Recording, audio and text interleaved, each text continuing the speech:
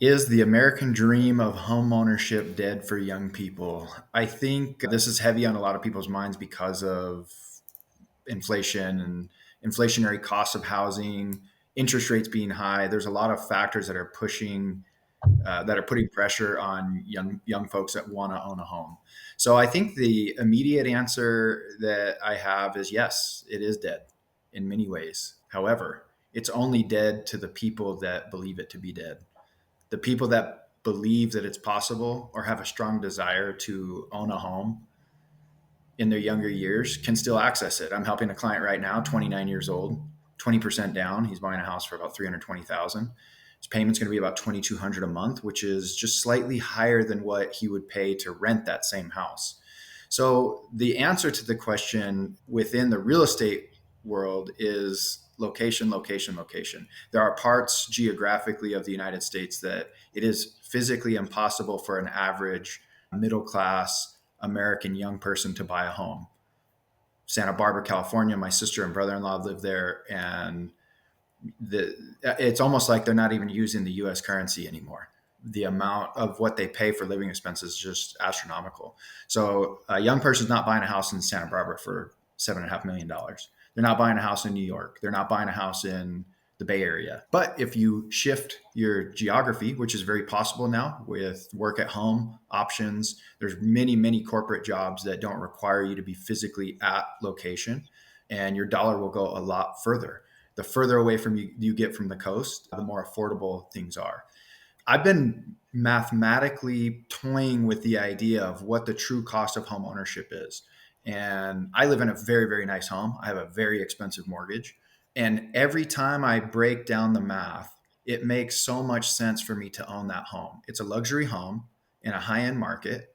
And every year it only costs me a couple $1,000s a month in true cost because of appreciation, tax savings, having to live in a home no matter what, whether I rent or own. I have certain expenses that are tied to it. So I bought my first home when I was 22 years old. And I do think that that is becoming more and more uncommon. However, if you have a strong desire to own property, if you have a strong desire to add real estate to your financial portfolio over the long run, there are ways to make it happen. There are grants, there are special financing options. But at the end of the day, you still have to save money for a down payment. You still have to be responsible with the money that you have coming in. And even though inflationary costs are high, when I look at some of the comparisons from when I was 21, 22 years old, that was about 20 years ago now, is I shared a house with four roommates. And there was a four-bedroom house. We paid about $900 a month in rent, which if you're a young person now, you're thinking, oh, I wish I could rent something for $900 a month. But guess what? Young people aren't doing right now. They're not communal living. They're staying home. They're not moving out with four of their friends because that same house right now would rent for $1,800. And I was making $10 an hour at the time. I can go get a job at Chick-fil-A making $18, $19, $20 an hour, kind of right out of the gate. So when I look at those things, I think, okay, there are some obstacles for young people to excel financially.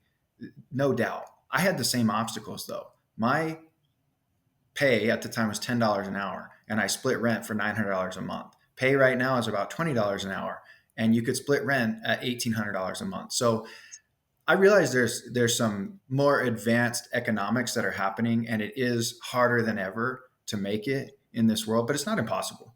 If you have motivation, if you have drive, if you have a goal in mind that you're working towards, it can happen. And maybe it doesn't happen when you're 21 or 22, but certainly by the time you're 25 or 28 or 29, it can definitely happen. So I think the idea is setting a vision, casting a vision for your life. How do you want to live? Where do you want to live? I think those two questions, how and where you live, are a reflection of how you feel. That's been true my whole life. And when I live in a comfortable spot and I take care of it, I maintain it, I feel better about myself. I still feel better about my life.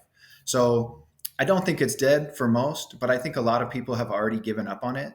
And if you've given up on something, you're definitely not going to make it happen in a reasonable amount of time. So I think for the folks that want to be homeowners and they think that's going to be an important part of their life, it's important to stay focused, set a plan, and then start putting attainable things together. Like, okay, I need $10,000 saved up in order to do it. So how do you do that? You do it $100 at a time. You do it $300 at a time. The rules of money haven't changed, even though the value of money has over the years. So I would say that it's not dead for most.